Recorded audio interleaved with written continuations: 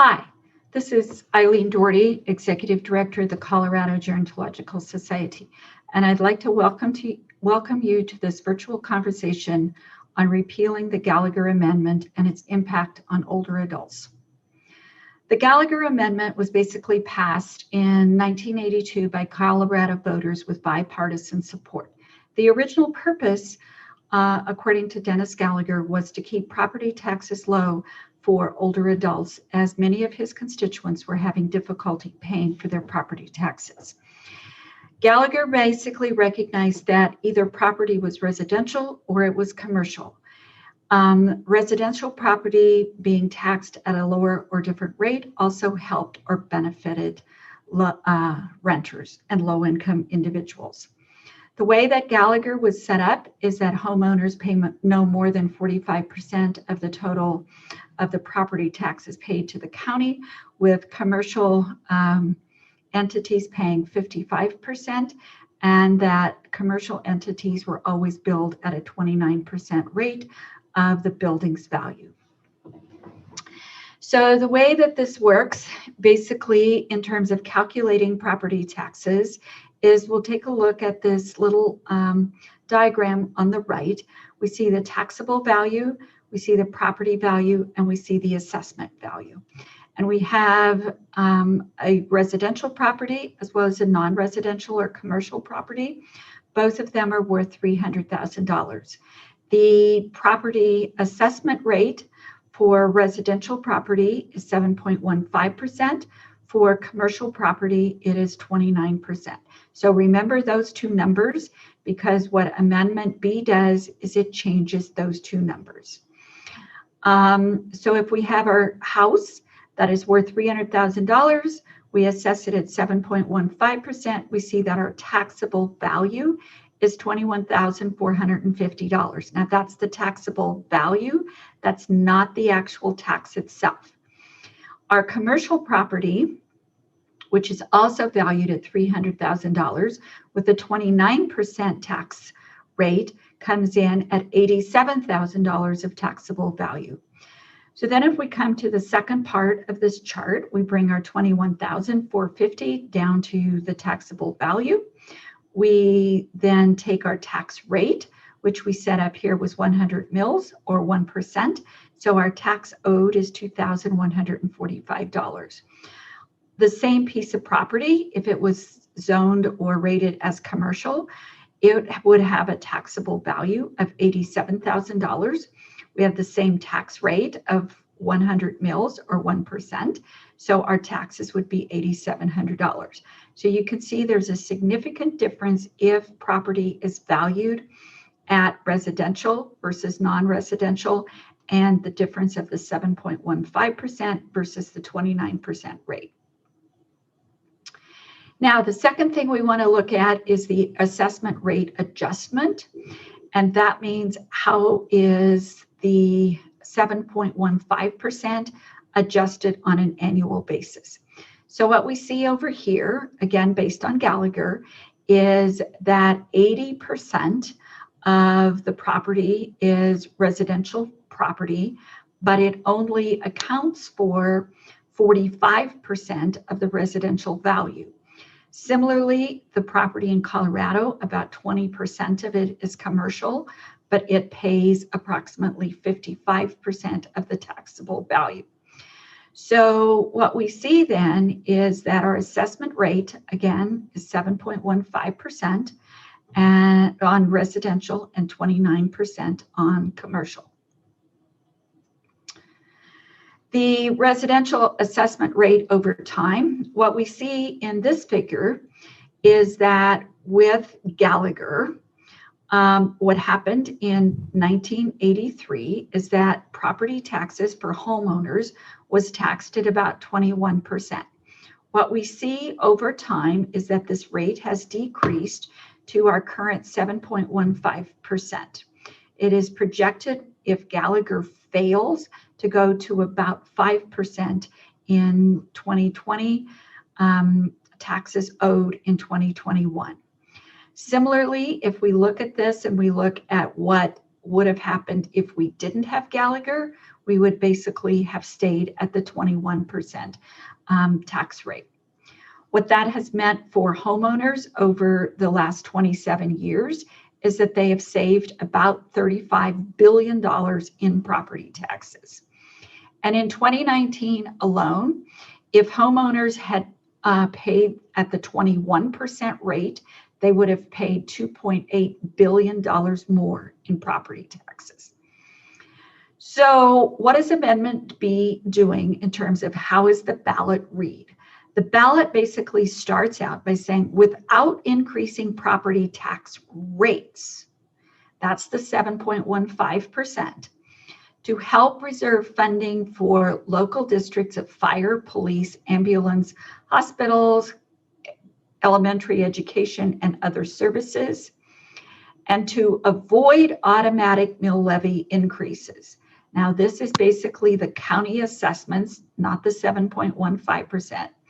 So then it asks the voters, shall there be an amendment to the Colorado Constitution to repeal the requirement that the General Assembly periodically change the residential assessment rate in order to maintain the statewide proportion of residential property tax as compared to all other taxable property valued for property tax purposes, and repeal the non-residential property tax assessment rate of 29%.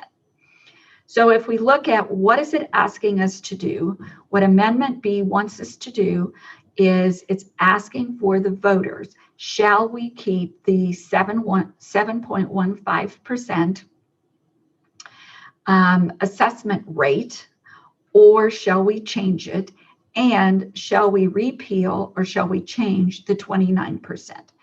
The legislature does have bipartisan support for this effort. So the factors, again, just to review, in terms of what affects our property taxes is the actual property value. That was the $300,000 in the example. The applicable assessment rate, which is 7.15% for residential, 29% for commercial. And the third factor that affects it is the mill levy. And there's a mill levy assessed, and those vary by county. In our example, it was the 1.1% or 1/10. So if we make any changes, basically, what is the impact then on property taxes that are paid, and what are the exclusions? We only need a 51% majority. So the impact on non-residential property taxes, if Amendment P passes, is that the assessment rate will stay at 29% for commercial, for most property. It won't have any impact basically on what is paid by commercial property owners. And if local jurisdictions have in fact passed a mill levy that is outside of this assessed value, such as if Denver County has a specific mill levy for libraries, that would stay in effect. There would be an exclusion. If we look at the impact on residential property or homeowners, basically for 2020 taxes that are paid in 2021, it would stay at 7.1%.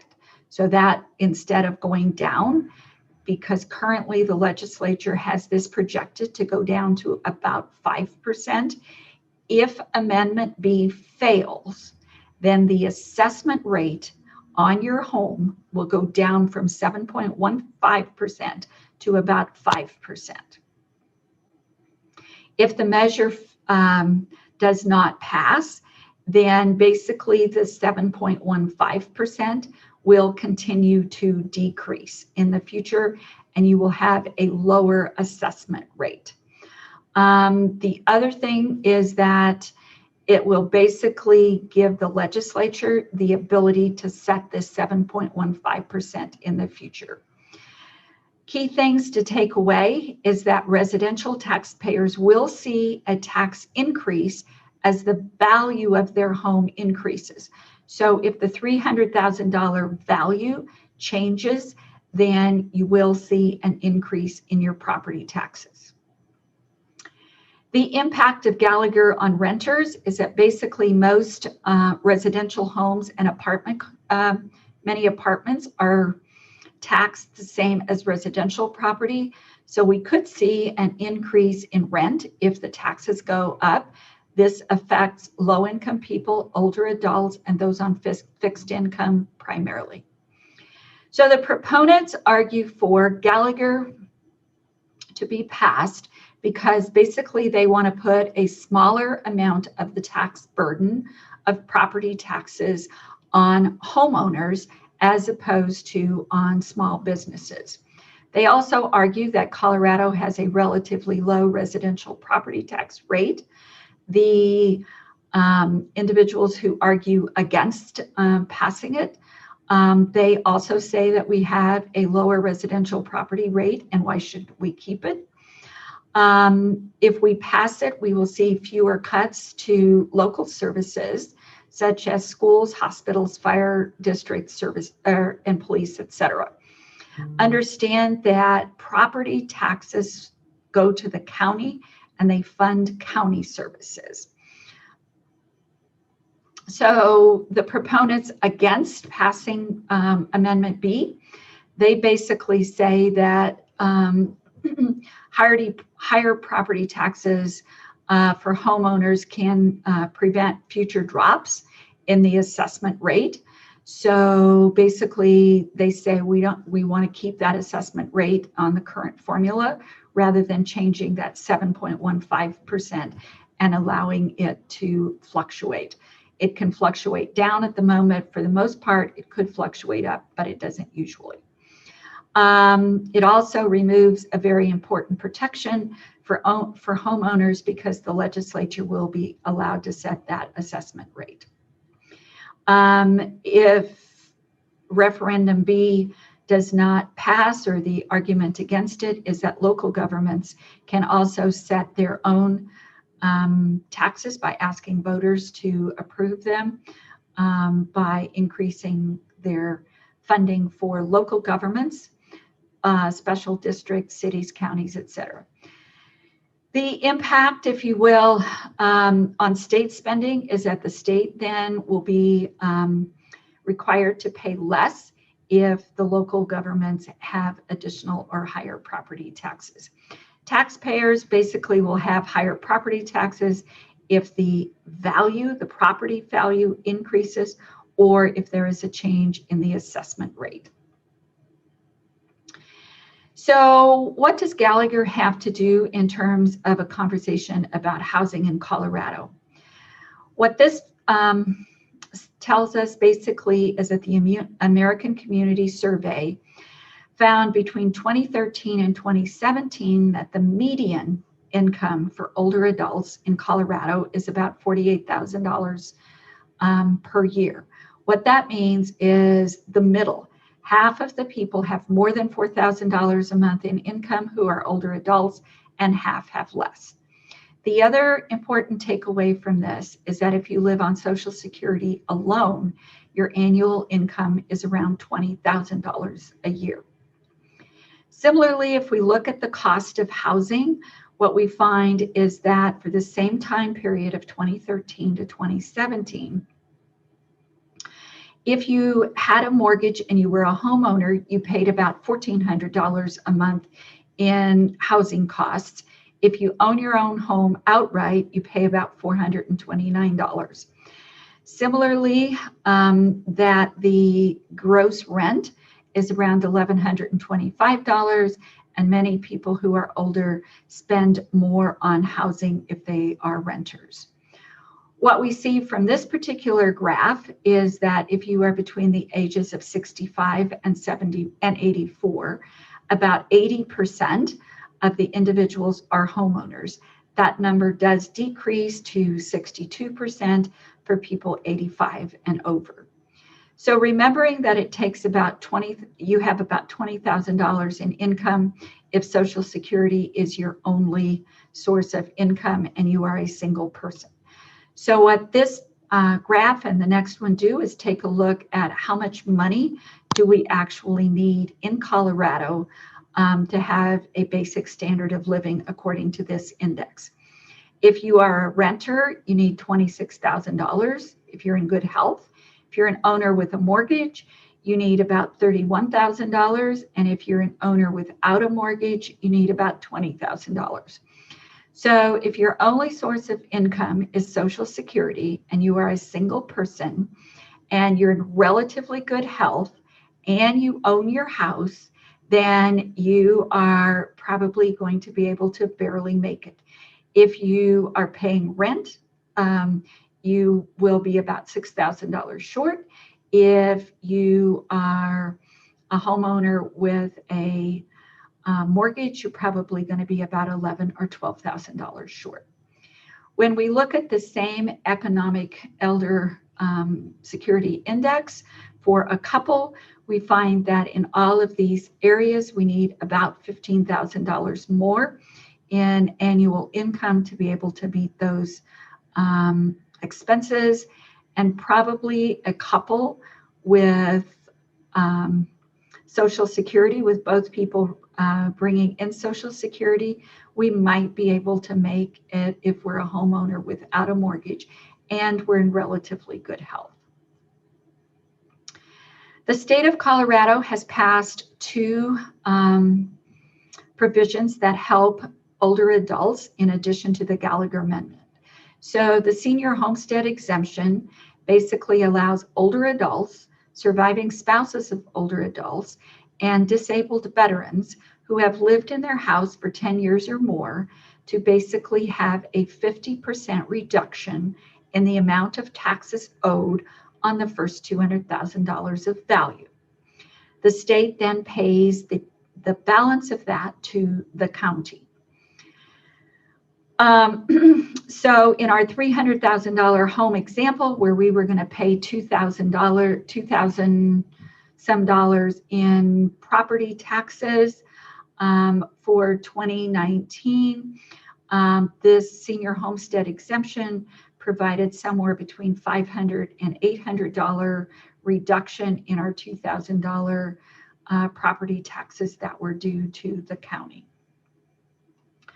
One of the problems or issues associated with the senior homestead exemption sometimes is if the state does not have enough money, the legislature does have the ability to zero out the amount of the taxation. So instead of allowing 50% of waiver of the first $200,000, they can move this 50% down to zero. And if they do, then seniors do not get any reduction in the property taxes that are owed. They would simply owe the full amount per the calculation that we've been looking at. The second program is the property tax deferral program. And this is also available to older adults and to active military personnel. What this basically does is if you contact the state treasurer between January 1 and April 1 of the year in which the taxes are due, you can apply for, if you will, basically a loan that allows the state treasurer to pay the county your portion of the property taxes. They place a lien or a loan on your property.